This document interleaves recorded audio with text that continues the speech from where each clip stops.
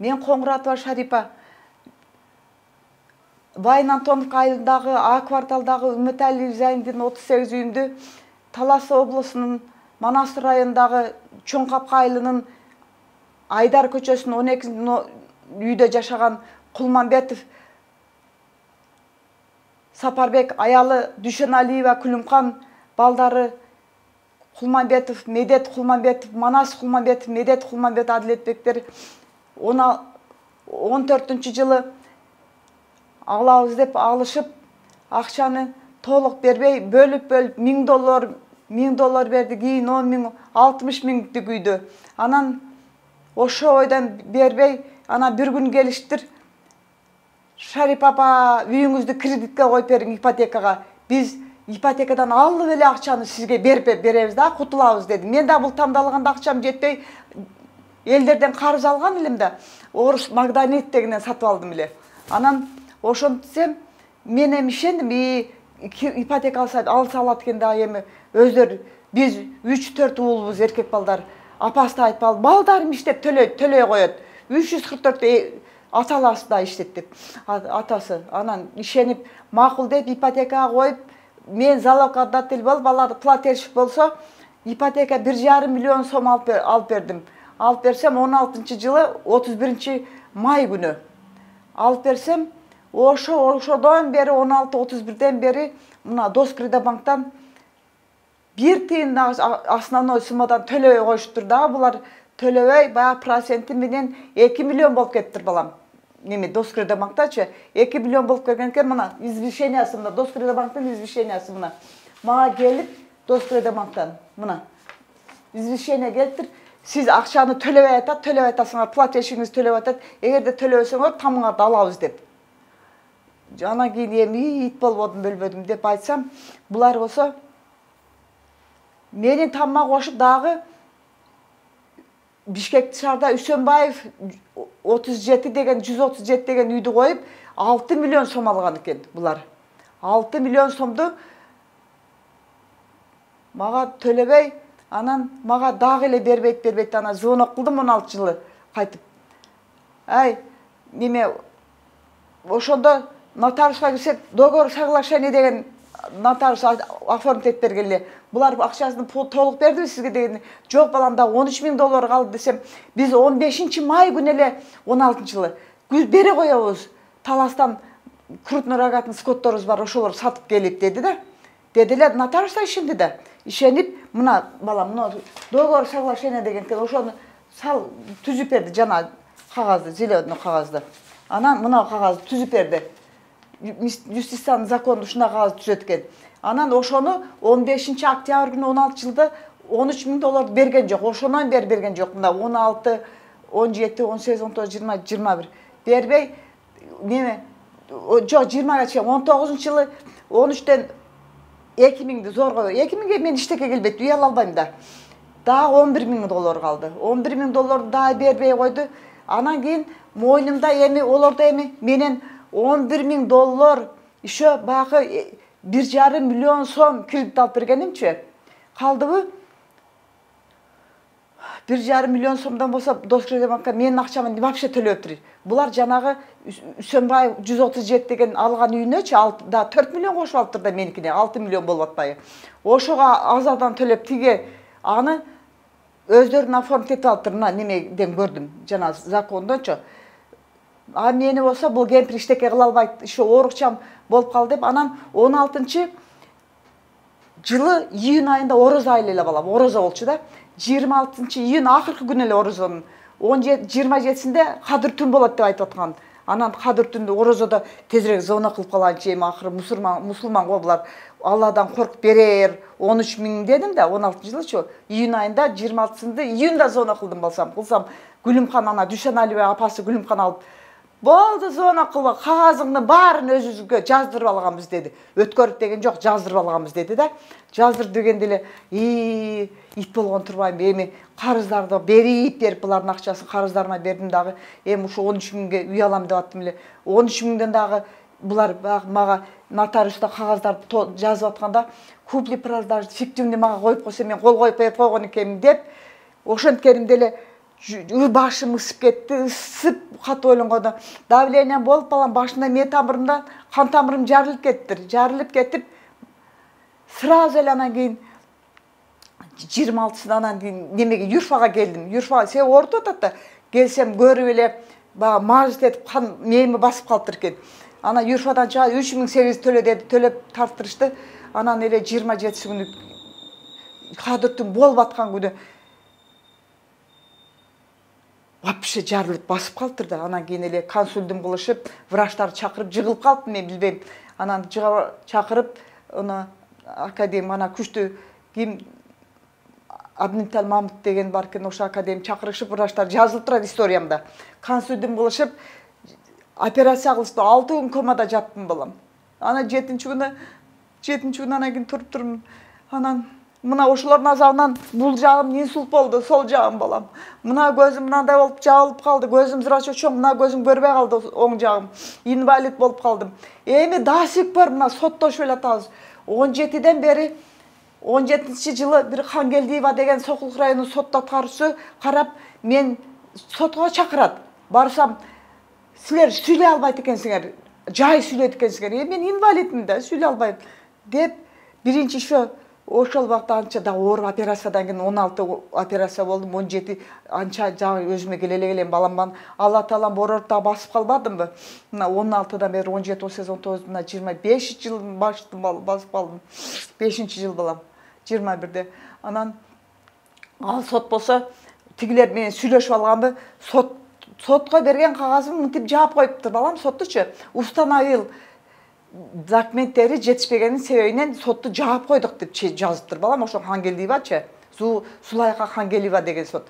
Анан кийин кайтып 17-жылы неме дагы сот карап, Сокулук сотуна дагы берсем, карап, Самидинов деген өтө закондуу иштеген честный сот аткаруучу бала экен. Ошол Самидинов деген сот аткаруучу бала карап, бүт баарын ошо бала туура закон боюнча. Мен бир эле айттым, балам дедим, мына ушулардын азабынан инвалид болуп калдым дедим, мына кагаздарым десем көрүп, закон боюнча балам чечип бердим, мына бүт документтерим ушу чындыгында ушу Коңуратованын үйү экен.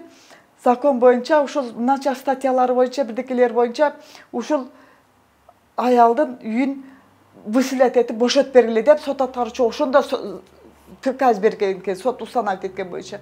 Анан ошодон сот аткаруучу ошо 18-жылдан бери чыгара албай атабы балам.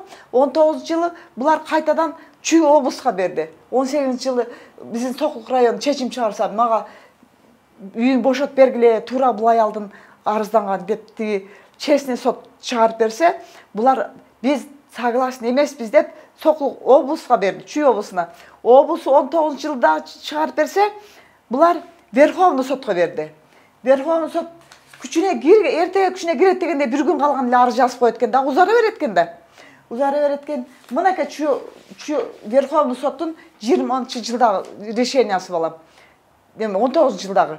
Анан Верховный сот 19 Чүйдөн кийин дагы карап, ол Верховный сот мага дагы чечип берсе, биринчи станция Сокулуктуку, Чүй облустуку бүт документтер туура мына ушул Коңурат аялга бошотуп берсин үйүн сот аткаруучулар десе, булар эми келип алып кайта ошондон бери сот аткаруучу чыгарбайт балам.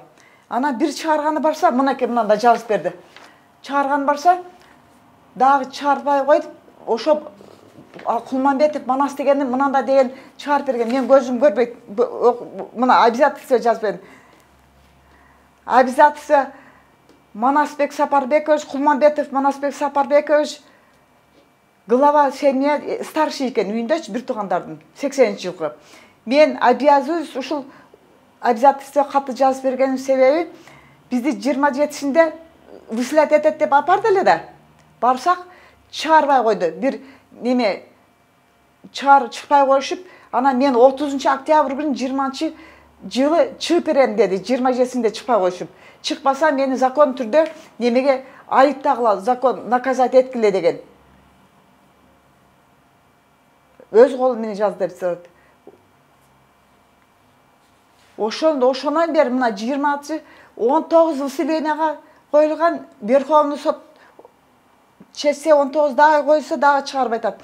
Эми кече онан бери улам арызданышат. Лиш беле мен үйүмөн чыкпай жашаш үчүнчү. Сен $1000 бергенде мен ачкычты берип жашап тура берсин. Же үйүнүн алдында кошунада временкада турушат эле квартирада. Ona kolum ağrıp kaldı, operasiya olup, onda da mına kolman.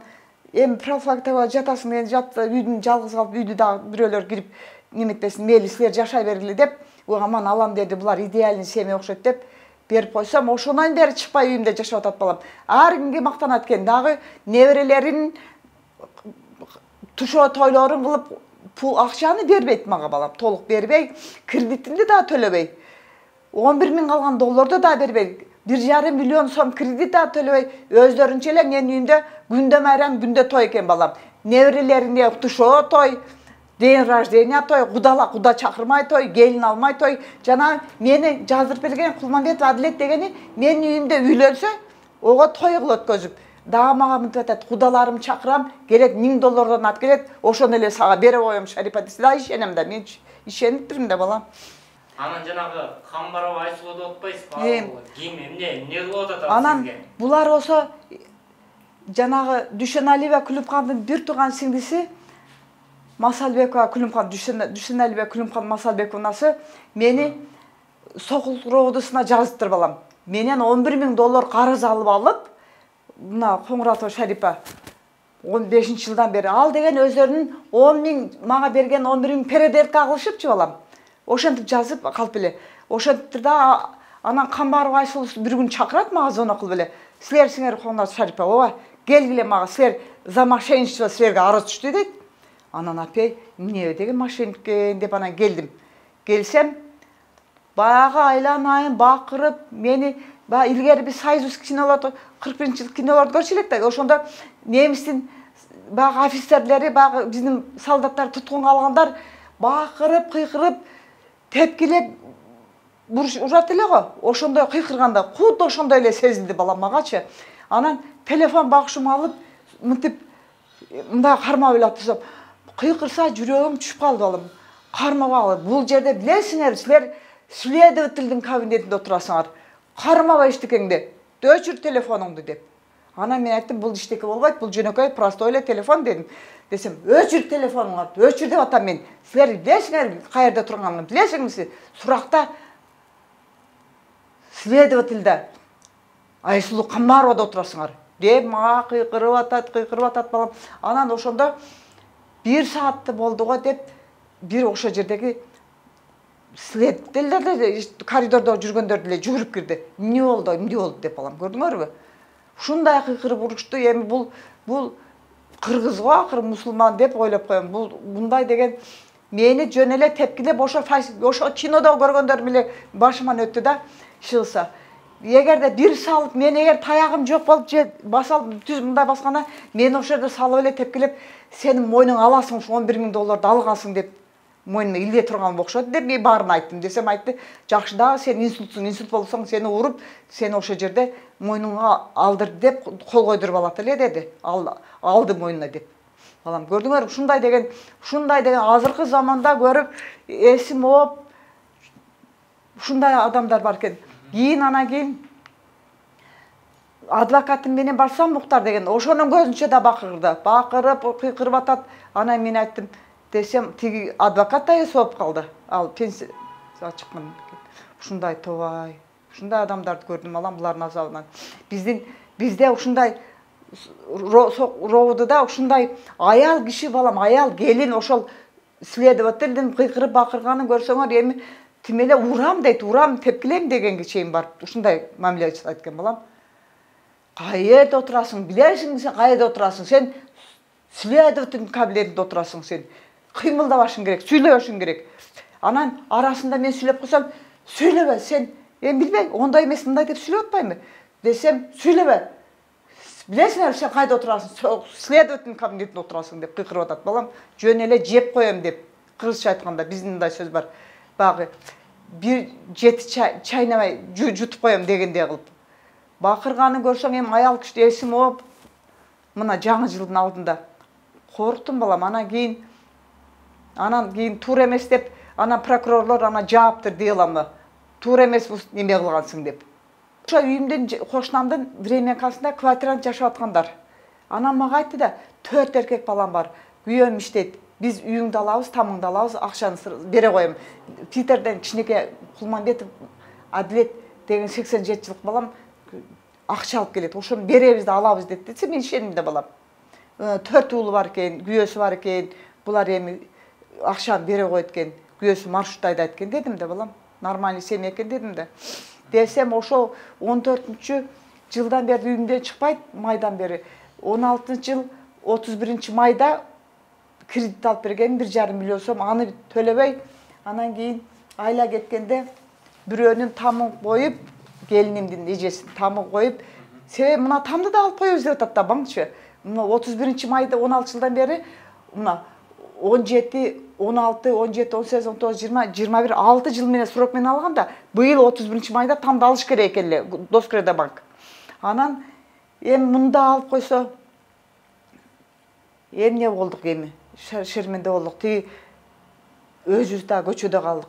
Тамды да алдырып, бунун акчасы, булдар да кредитти бербей деп кредитти балам айлыгынан төлөп атат. Балам 37 миң канча тыйындан төлөп атат. Проценти менен 6 жылдан бери көргүм балам балдарына көйнөк алып, иштек алып бере албай балам жинди болоюн деп калды. Күнөө менде, мен алданып буларга мен эми идеальный семья экен, эми төлөйт экен, балдар, эркек балдар бар экен, төлөйт экен дедим да балам. Апа, ошондо менин түшүнгөнүм боюнча жанагы кишилер жана квартирада жашап жүрүп, анан сиздин үйүңүздү сатып алабыз дешкен, Ооба, квартирада кошунамда жашап жүрүшүп. Анан сиздин Ленинградтан акча алып келип калат балдарын деп. Сатып алам деп, мындай жалпак тил менен айтканда сиздин үйүңүздө карыз калган. Ооба. Карыз калган да. Карыз калып туруп, анан ошо боюнча акчасын да бербей жүрөт. Аны менен кошуп сиз толук бербей атат да. Үйүңүздү койдуруп туруп, анан кредит алышты. Ооба, анан кийин анан дагы бир суроо, сиз аларга жанагы үйдү мындай ооз-эки сатып атканда кызыл китепти кандай жазып берип койдуңуз беле? Жок, кызыл китепти жазып бербеген үчүн балам, мен кызыл китебим бар үчүн кызыл китепти банкка койгондо анан банк акча берет экен да. Банкка койдуруп кредит алышып албадыбы? Мен кызыл китепти мен жана карыздарымдан корктум да, карыздарым кыздарыбыз Иркутта иштеп атат, өлүм деп ооруп атат. Сен акча карыз алганда бер дегенде, анан кызыл китебимди банкка коюп койгондо ана берет экен да. Анан кийин кредит алып берип коюп атпаймынбы тигилерге алданып балам. Мына кредит алып бергенден кийин кредит алып алар төлөбөй коюшуп 6 жыл төлөбөй коюп, 6-жылына балам төлөп атат айлыгынан. Да бизнесиң барбы, тигиң бар. Мен 2-группа инвалид болуп калдым, ошо 16 жыл мыналардан. Инвалид 2-группа эчтекеге жарабай калдым балам. Карачы, ушундай кылды.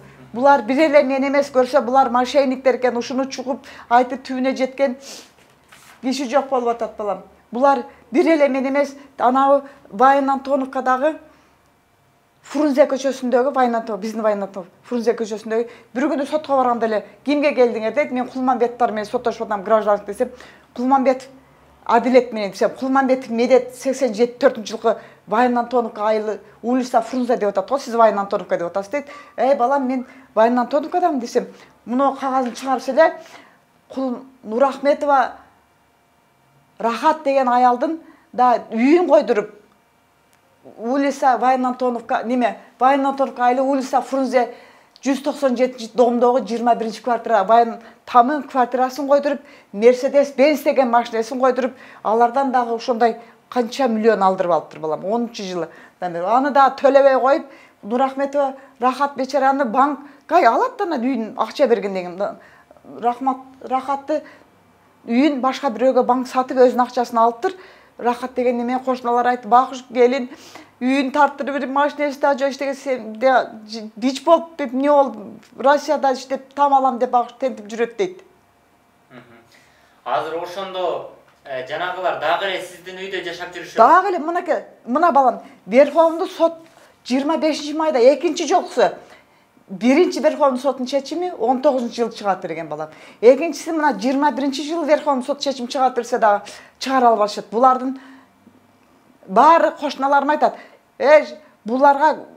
булардын булаты күчтүү экен дейт. Булар бирдеке болсо чоң ыйларды, бизди коркутуп атат, чоң ыйларда пара чоңуларга салып берем деп мени. Эми ошо 13 000 доллар үчүн 1,5 миллион 16 жылдан бери төлөбөй атып 2 миллионго чыгып кеттир балам. Төлөбөй балам, көрдүңөрбү? Ушинтип эми менин 11 000 долларым эле берсеңер деп сот аткаруучунун начальнигине жана Кенже деген сот аткаруучуга жазып берген. 11 000 долларым берсе мен ушу отказ кылам дедим. Эми 47 000 берген. Мен 11 000 долларым берсем мына кредитти өздөрү төлөсүн дедим. Алып берип. Себеби 16-жылдан бери кредит 1,5 миллионду балам процентке берсе деле акча болду. Булар каймагын жешип атат 16 000, 1,5 миллион сомду. Миң эмес 1,5 миллион сомдукун балам. Каймагын жешип, же менин 11 000 долларым бербей үйүмдөн калган. Кредитке алып берген 1,5 миллионду бербей, банкка төлөбөй. Мына өзү балам айлыгынан төлөп атат. Банк себеби деген эртең 31 майда 21 алабыз деди, срок бүтүп атат, 6 жыл өттү деди. Анан мен 8 жылдан бери көчөдө квартира издеп, ар жерде квартирада жашап атам балам. Мына өзүм инвалид, мына көрүп атасыңар. Урматтуу бизден падышабыз Жапаров Садыр Нуркожоевич. Силерден суранарым, мына ушунча жылдан бери 18 жылдан бери, 14 жылдан бери үйүмдөн чыкпай акчаны толук бербей, 16 жылы кредит алдырып алып, аны дагы төлөбөй, эми чорнуйларга салып берем. Сен аялды деп, апасы дагы ана 84 жылгы ол баласы өзү шаардан чыкпай турган арест экен балам. Үй камагында деп коебу? Шаар чыкпай турган. Себеби бир эле мен эмес экен, булар семейный мошенник деп коет экен ана билгендер. Башкалардан да ушинтип алып, мына бечара Нурахметовадан 10 жылда ушуну алдырган экен кредит акчанычы. Неме Азия банктан. 10дон бери эсептей бер балам. 18 жыл анан кийин Верховный сот чечим чыгарыптыр. 8 жыл жана акчаны айландырып жүргөнүн кара балам. 3 комнатанын үйү, 3 комната квартиранын акчасы мына жерде бүт суммасы жазылып турат. Mercedes Benz 25 000 долларлык машина. Почти 50 000 ушундай акчалар. Булар анын акчасын 10 жыл айлантыптыр балам. 10 жылдан 18 жылга, 18 жылдан Азия банктын начальниги сотко арыз жазыптыр. Үйүм бошотуп бергиле, үйдү бошотуп бергиле, сатыкка коюп. Себеби биз сатып акчаны банктын акчасын алалы дептир. Меники болсо 16 жыл алып алып, мына бүгүнкү күнгө чейин банк төлөбөгөн экен, банкты балам айлыгынан төлөп, бир кайнежеси үй коюп берди, үйүн коюп берди. Ошону төлөп, банкка акча сенке кылып, банкка киргизип, күндө төлөп берип атат балам, ай сайын айлыгынан. Тиги Нурахметова ондай болбой калган экен, о багышка жардам берчү киши жок болуп калган экен. 3 комната квартирасын, үйүн, 3 комната ошо эл уксун мына авторынктын жанында улица Фрунзе Вайнантоновка айылындагы Фрунзе 197-домдун 21 квартирасы Нурахметова Рахат Аманбековна деген аялдын үйүн. Мерседес машинесин койдуруп алдатып алып төлөй.